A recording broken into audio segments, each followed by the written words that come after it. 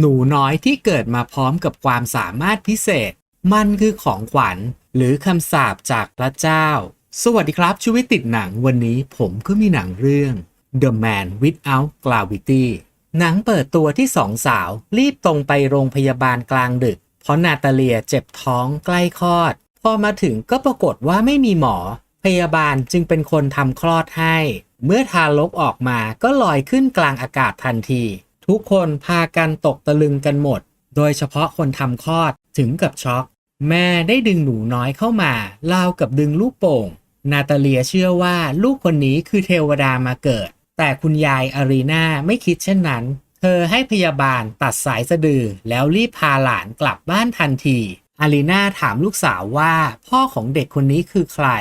นาตาเลียก็ตอบว่าไม่รู้หนูมั่วมาเยอะค่ะอีลูกเวนจะด่าพ่อแม่ไม่สั่งสอนก็ไม่ได้เดี๋ยวเข้าตัวเช้าวันรุ่งขึ้นเมื่อคุณยายตื่นขึ้นมาก็ตกใจ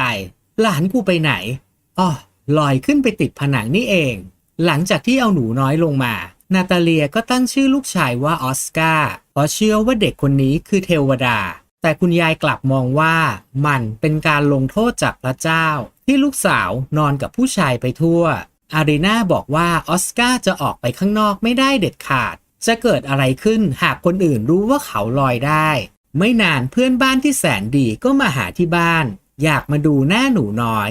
ซึ่งคุณยายก็รับมือด้วยการให้ลูกสาวใช้เข็มขัดลัดหนูน้อยเอาไว้กับที่นอนโดยบอกทุกคนว่าอุ้มไม่ได้นะเพราะหมอบอกว่าเขาไม่แข็งแรงหลังจากนั้นนาตาเลียก็เริ่มทำที่นอนติดผนังด้านบนซึ่งเพื่อนบ้านก็ยังคงแวะมาอยากอุ้มหนูน้อยออกไปเดินเล่นอารีนาเลยโกหกว่าหลานชายแพ้แสงแดดเวลาผ่านไปออสการ์เริ่มโตเป็นหนุ่มเขาไม่เคยได้ออกไปไหนซึ่งเขาชอบดูแบทแมนมากที่สุดนาตาเลียจึงตัดเสื้อผ้าแบบพิเศษเพื่อจะได้ใส่เหล็กถ่วงน้ำหนักเอาไว้โดยบอกอารีนาว่าแค่นี้ออสการ์ก็สามารถไปโรงเรียนได้แล้วแต่คุณยายก็บอกว่าไม่เด็ดขาดเธอจะเป็นคนสอนหนังสือให้หลานชายเองวันหนึ่งขณะที่ออสการ์อยู่ตามลำพังเขาก็ได้เปิดหน้าต่างออกเพราะอยากดูโลกภายนอกเมื่อยายและแม่กลับมาบ้านก็ได้ยินเสียงดังพอเห็นเสื้ออยู่ที่พื้นก็ตกใจคิดว่าเขาลอยออกนอกหน้าต่างไปแล้วแต่ปรากฏว่าหนูน้อยยังคงอยู่ในบ้านสำหรับท่านที่ชอบดูหนัง Netflix จะจ่ายแพงทำไมดูกับ Netflix Theater เพียงเดือนละ129 บาทเท่านั้นจากปกติ419 บาทมีทั้งหนังและซีรีส์ให้รับชมมากกว่า 10,000 เรื่องแถมยังมีหนังแนวออดจะกิ้งแกลดให้ดูอีกเพียบสามารถรับชมได้ทุกแพลตฟอร์มพิเศษเพียงบอกว่ามาจากช่องชีวิตติดหนังลุ้นรับเงิน 10,000 บาททุกสิ้นเดือนสมัครง่ายไม่มีสัญญาผูกมัดเพียงสแกน QR Code หรือคลิกลิงก์ใต้คลิปนี้ได้เลยครับคุณยายจึงใช้ค้อนตอกปิดตายหน้าต่างเพื่อความปลอดภัยซึ่งนาตาเลียนั้นไม่เห็นด้วยเพราะรู้สึกสงสารลูกที่ต้องถูกขังอยู่ในบ้านตลอดจึงตัดสินใจพาเขาออกไปภายนอกทันทีโดยไม่ฟังคำพูดของอารีนานาตาเลียบอกออสการ์ว่าลูกต้องทำเหมือนแบทแมนคือไม่เปิดเผยให้ใครรู้ว่าตนเป็นซูเปอร์ฮีโร่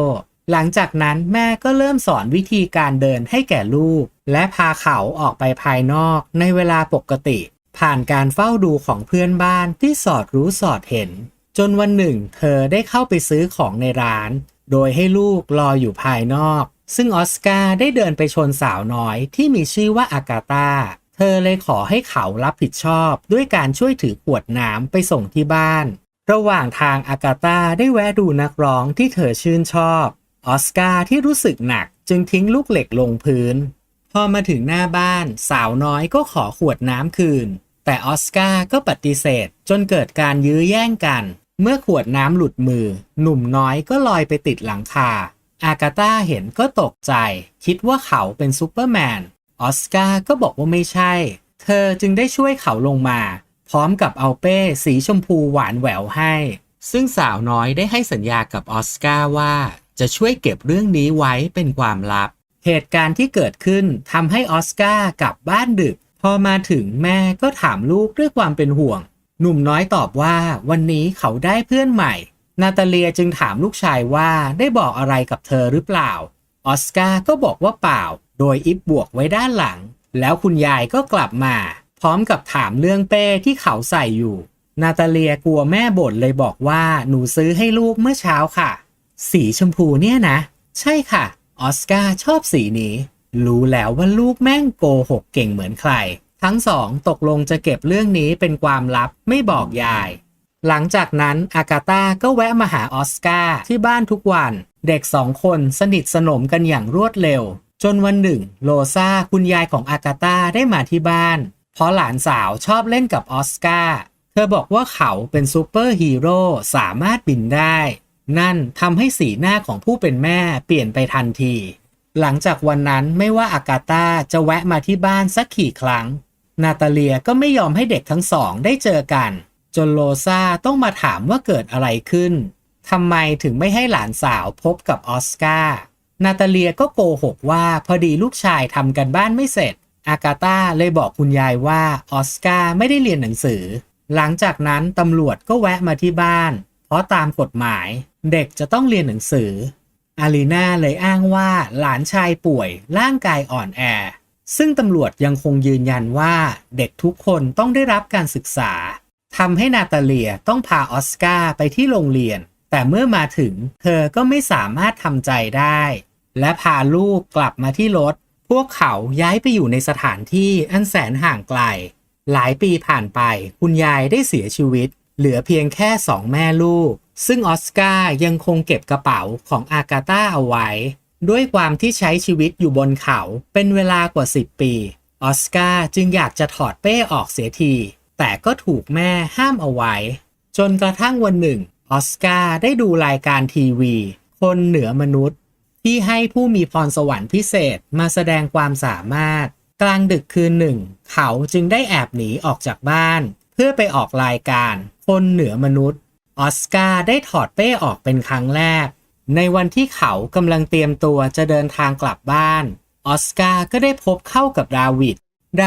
ชักชวนเขาเข้าสู่วงการโทรทัศน์โดยบอกออสการ์ว่าเขาเป็นสิ่งมหัศจรรย์ทุกคนล้วนอยากเห็นคุณแล้วดาวิดก็เอาเอกสารสัญญามาให้เซ็นพอออสการ์บอกว่าเขาอ่านหนังสือไม่ออกดาวิดก็รีบบอกทันทีว่าไม่เป็นไรหากเขาไม่ไว้ใจออสการ์ก็เลยยอมเซ็นด้วยความเชื่อใจหลังจากนั้นดาวิดก็ให้ออสการ์ย้ายเข้ามาอยู่ในบ้านหลังใหญ่ซึ่งตอนแรกเขาก็คิดจะชวนแม่มาอยู่ด้วยแต่เมื่อดาวิดบอกว่าอยู่ที่นี่จะมีผู้หญิงกี่คนก็ได้นะจะพาแม่มาอยู่จริงๆหรอออสการ์ก็เลยเปลี่ยนใจภายในระยะเวลาอันสั้นออสการ์กลายเป็นบุคคลที่มีชื่อเสียงโด่งดังบัตรเข้าชมการแสดงชายผู้ไร้แรงโน้มถ่วงขายดีจนหมดเกลี้ยงไม่มีเหลือออสการ์ได้ออกรายการทีวีและลงปกนิตยสารหลายฉบับซึ่งเขาแทบจะไม่ได้ติดต่อกลับไปหาแม่เลยเพราะมัวหลงอยู่กับแสงสีตรงหน้าจนเวลาผ่านไปออสการ์ก็เริ่มเบื่อกับสิ่งที่เป็นเพราะเขาต้องทำตามที่ดาวิดบอกทุกอย่างแม้ว่าจะไม่เห็นด้วยโดยเฉพาะเรื่องที่ดาวิดให้ข่าวกับสื่อว่าออสการ์ถูกเลี้ยงมาโดยแม่ผู้ไร้หัวใจนั่นยิ่งทำให้เขารู้สึกไม่พอใจดาวิดที่รู้ว่าออสการ์มีความฝันอยากจะมีหนังสือของตนเองสักเล่มจึงได้นัดนักเขียนชื่อดังมาพบเขาแต่เมื่อออสการ์ได้นำเรื่องจริงของตนเองที่เขาเขียนเอาไว้ออกมาทุกคนกลับไม่เห็นด้วยเนื่องจากมันดูธรรมดาเกินไปพวกเขาวางแผนจะแต่งเรื่องโกหกเพราะรู้ว่าผู้อ่านชอบเนื้อหาแบบไหนนั่นทำให้ออสการ์ไม่พอใจเพราะมันไม่ใช่เรื่องราวชีวิตเขา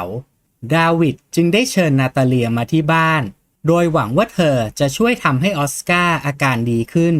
แน่นอนครับว่าเธอดูออกว่าตอนนี้ลูกชายไม่มีความสุขเสียเลยแล้วในงานโชว์ตัววันหนึ่งออสการ์ก็ได้ระเบิดอารมณ์ออกมากลางรายการทีวีดาวิดถามว่าเกิดอะไรขึ้นออสการ์ก็บอกว่าเขาไม่สามารถทำมันได้อีกแล้วดาวิดจึงบอกว่ามันไม่ง่ายแบบนั้นไหนจะเรื่องค่าปรับของสัญญาแล้วคิดจริงๆหรอว่าหลังจากนี้ชีวิตของเขาจะสามารถกลับไปเป็นเหมือนเดิมออสการ์จึงบอกดาวิดให้แถลงข่าวว่าชายผู้ไร้แรงโน้มถ่วงได้เสียชีวิตลอยออกไปนอกโลกแล้วจนกลายเป็นข่าวใหญ่ออกทีวีทุกช่องแน่นอนครับว่าเรื่องมันไม่ได้จบง่ายๆเพ ราะบรรดานักข่าวยังคงแวะเวียนมาที่บ้านของนาตาเลียอยู่เรื่อยๆเพื่อสอบถามเรื่องราวของชายผู้ไร้แรงโน้มถ่วงจนวันหนึ่งนาตาเลียก็ได้เสียชีวิตหลังจากนั้นออสการ์ก็ย้ายเข้ามาอยู่ในเมืองโดยปลอมตัวเป็นชายพิการแล้วเปลี่ยนชื่อเป็นเดสกี้เขาทำงานเป็นพนักงานต้อนรับในโรงแรมเล็กๆแห่งหนึ่งซึ่งลูกค้าส่วนใหญ่มักจะเป็นหญิงโสเภณีแล้วออสการ์ก็ได้เห็นข่าวดาวิดถูกจับข้อหาฉ้อโกงในวันคริสต์มาสแขกทุกห้องคืนกุญแจหมดมีเพียงห้องเดียวเท่านั้นที่ยังอยู่เขาจึงขึ้นไปตรวจดูว่าเกิดอะไรขึ้นหรือเปล่าทำให้ได้พบหญิงสาวคนหนึ่งเธอเรียกเขาว่าออสการ์แน่นอนว่าเขาปฏิเสธว่าไม่ใช่เธอเลยบอกว่าฉันเองอากาตาทั้งสองออกไปทานอาหารด้วยกันเธอถามว่ามีคนรักหรือยังเขาก็บอกว่าเคยนานมากแล้วสมัยเด็กนั่นก็คือเธอแล้วออสการ์ก็เปิดแผ่นเพลงของศิลปินที่เธอชอบอากาตาถามว่ารังเกียจหรือเปล่ากับอาชีพของเธอซึ่งเขาไม่ได้รังเกียจแม้แต่น้อยทั้งสองจึงได้ไปเที่ยวใช้เวลาร่วมกันอย่างมีความสุขออสการ์ซื้อแหวนให้แก่อากาตาสีหน้าของเธอนั้นเปลี่ยนไปทันทีเพราะนี่เป็นความรักครั้งแรกของเธอเหมือนกันแล้วทั้งสองก็ได้ออดจักกิ้งแกลดกันในคืนหนึ่งออสการ์ได้เตรียมดอกไม้ไว้ให้อากาตาแต่เธอได้พาแขกผู้ชายคนหนึ่งกลับมาด้วยพอขึ้นมาบนห้องเธอก็ไล่แขกคนนั้นกลับไปทันทีอากาตาเข้ามาร้องไห้ต่อหน้าออสการ์ว่าเธอไม่อยากกลับไปใช้ชีวิตแบบคนจน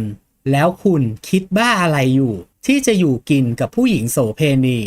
ออสการ์จึงได้กลับมาอยู่ที่บ้านเกิดสมัยเด็กไม่นานอากาตาก็ตามมาพร้อมกับกระเป๋าเพราะต้องการใช้ชีวิตคู่กับเขาแม้ว่าจะไม่ร่ำรวยเข้าไปแป๊บเดียวเปิดประตูออกมาอีกทีอากาตาก็ท้องแล้วครับซึ่งตอนนี้พระเอกมีหน้าที่การงานตำแหน่งสูงมากเป็นคนเช็ดกระจกตามตึกแล้วหนังก็จบลงที่เขาได้เป็นแบทแมนสมใจโดยส่วนตัวเมื่อดูจบผมมองว่าหนังเรื่องนี้อาจต้องการสอนให้คนเราได้รู้จักความสุขที่แท้จริงของชีวิตในวันหนึ่งที่พระเอกมีทั้งชื่อเสียงและเงินทองมันก็ยังไม่สามารถเติมเต็มความสุขให้เขาได้แล้วคุณผู้ชมล่ะครับถ้าเลือกได้อยากจะเป็นคนรวยหรือเป็นคนที่ค้นพบความสุขในชีวิตยังไงก็คอมเมนต์ให้กันฟังด้วยนะครับสุดท้ายหากคุณชอบคลิปนี้ฝากกดไลค์กดกระดิ่งกดติดตามทั้ง YouTube และแฟนเพจเพื่อเป็นกำลังใจให้กันด้วยนะครับสำหรับวันนี้ผมก็ขอตัวก่อนสวัสดีครับแล้วถ้าคุณอยากดู Netflix ราคาถูกแบบคุ้มๆก็สแกน QR Code บนหน้าจอนี้ได้เลยครับ